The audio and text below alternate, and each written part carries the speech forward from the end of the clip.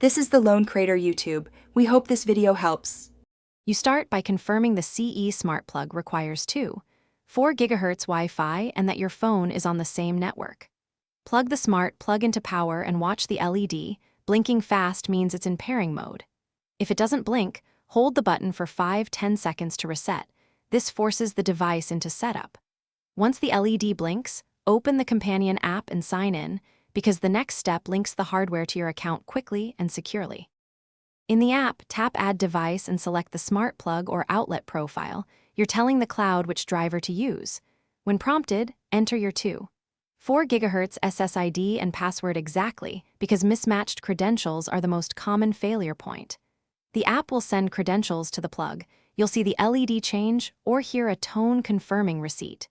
Make sure Bluetooth is off if the app instructs. Once paired, the app will show the device as online, and after the device appears online, name it and assign it to a room so voice assistants and scenes can find it. Test the plug by toggling power from the app and then by plugging in a lamp to verify real switching. This confirms both control and power delivery. Once done, enable schedules or integrate Alexa or Google Home if you want voice control. If it goes offline, reset the plug, verify the router's 4 GHz network is active, and repeat pairing, as that resolves most issues. Thanks for watching. Consider subscribing if we helped you.